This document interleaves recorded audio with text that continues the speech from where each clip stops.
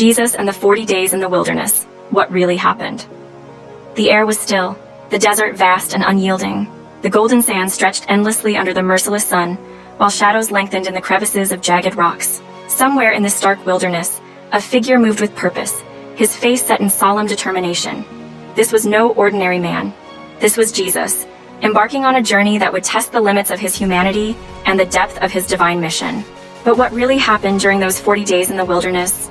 Was it merely a test of fasting and endurance? Or was there something far more profound, even otherworldly, unfolding in the shadows of this desolate land? The call to the wilderness. Before Jesus began his public ministry, he was led by the Spirit into the wilderness. The Gospels describe it as a time of fasting, prayer, and temptation by the devil. But why the wilderness? What secrets lay hidden in this harsh and unforgiving land? Was it a divine preparation? Or was Jesus stepping into a cosmic battleground unseen by human eyes? For 40 days, Jesus went without food, his body growing weaker with each passing moment. Yet, as his physical strength waned, his spirit seemed to soar. Those who have studied the account suggest that this period was not just about resisting hunger.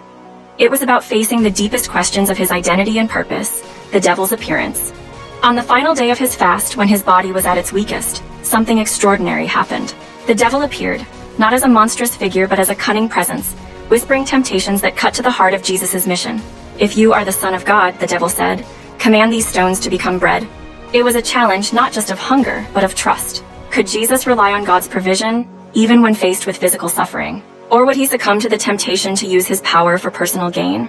But Jesus, with a resolve that seemed unshakable, responded, "Man shall not live by bread alone, but by every word that comes from the mouth of God."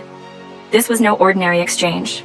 Scholars believe this moment symbolized Jesus' victory over earthly desires and his unwavering commitment to a higher calling, the cosmic battle.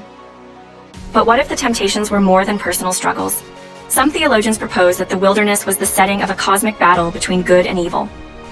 They suggest that Jesus was not just fasting, he was engaging in spiritual warfare, standing against forces that sought to derail his mission before it even began.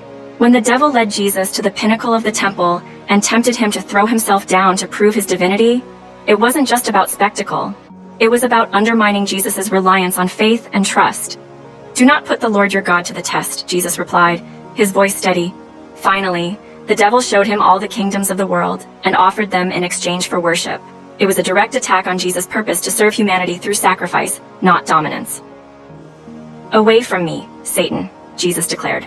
"For it is written, 'Worship the Lord your God, and serve him only,' what was left unseen."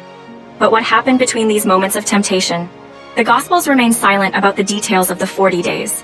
Did Jesus encounter visions of the future, glimpsing his eventual crucifixion and resurrection?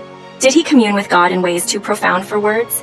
Some ancient texts and mystical interpretations suggest that Jesus may have been engaging with spiritual entities, receiving divine revelations, and preparing for the monumental task ahead. The wilderness in this view was not empty, but alive with spiritual forces, both light and dark, the aftermath. When Jesus emerged from the wilderness, he was no longer the carpenter's son from Nazareth. He was a man transformed, ready to begin a ministry that would change the course of history. The 40 days in the wilderness remain one of the most enigmatic chapters of Jesus' life. Were they merely a period of fasting and prayer?